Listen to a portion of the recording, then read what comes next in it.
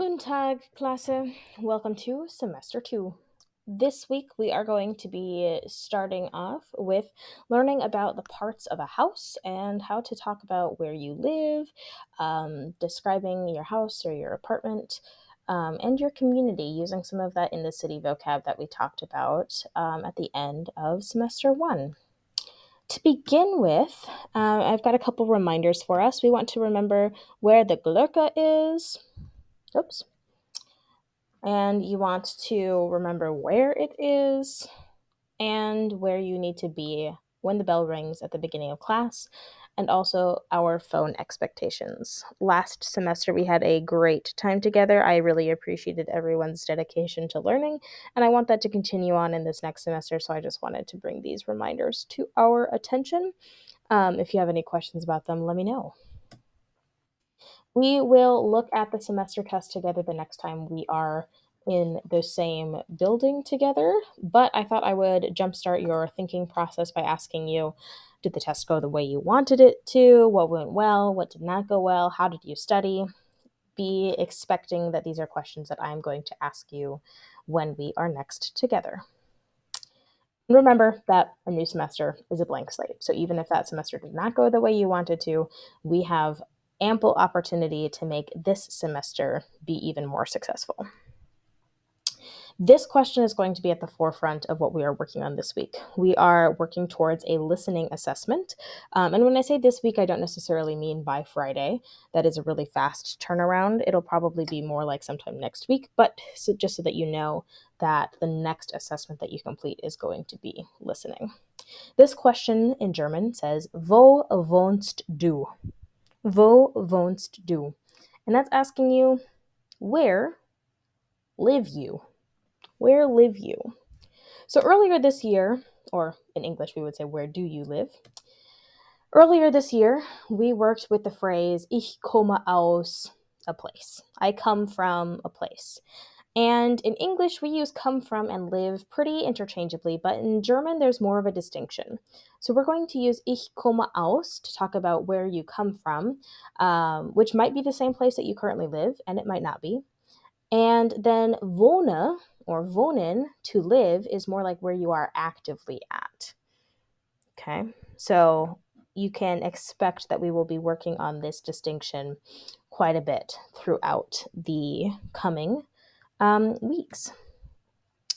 Now, these are the vocab that we're going to start off with. Die Zimmer. Die Zimmer are the rooms. And when we're together next, I'll give you a vocab sheet for these. But if you're someone who likes to write your own notes anyway, or if you just want the extra practice, feel free to put these into your notes and you can show them to me the next time we are together. But if you don't have like your German notebook with you, don't feel pressure that you need to like somehow get to the school and find it. Don't do that. Stay safe. So, Die Zimmer. Lots of these words are going to have the word Zimmer in them, which means room, just like we do in English, living room, bathroom, bedroom. Like this example, das Schlafzimmer literally translates to the sleep room, but is bedroom in English. Die Küche is a kitchen. Das Dach is the roof. Der Dachboden is the attic, or like the uppermost level of a house. Das Badezimmer, bathroom. Der Keller is the basement. Das Esszimmer is literally the eat room, but we would call it a dining room. Das Wohnzimmer, there again we have that word wohn, like wohnen, to live. So this is the live room or living room. Die Tür is the door. Das Fenster is the window. Der Balkon, balcony. We'll talk about this throughout the coming days, but Germans often live in apartments over whole houses because there's a lot more people and a lot less space. So having access to a balcony is quite the luxury, and Germans really take their green spaces, their outdoor spaces very seriously.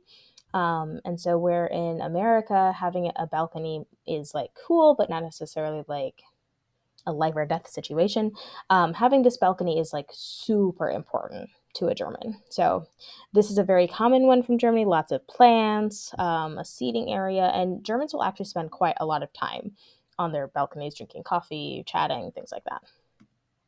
Die Treppe are the stairs. And then das Erdgeschoss. Erdgeschoss is the first level of a house or a building. This would also work for like multi-level shopping centers, office buildings, things like that. Erdgeschoss means the earth level, so it is like the ground level. And then Obergeschoss is the upper level or over level. We also have these two phrases, in der Stadt, which we've worked a lot with, in the city, or auf dem Land, on the country or out in the country. You could answer the question, wo wohnst du, with in einem Haus, in a house, or in einer Wohnung, in an apartment. Wie ist das Haus? How is the house? In English, we would say more like, how does it look, or what does it look like? So you could say, das Haus ist alt, oder das Haus ist neu, das Haus ist modern, das Haus ist klassisch, das Haus ist groß, oder das Haus ist klein. This is a really funny song, so if you want to stop and look at it, you can, but I will be making everyone listen to it and dance along with me in class the next time we are together. That's all I have for you today, though. So, danke schön und tschüss.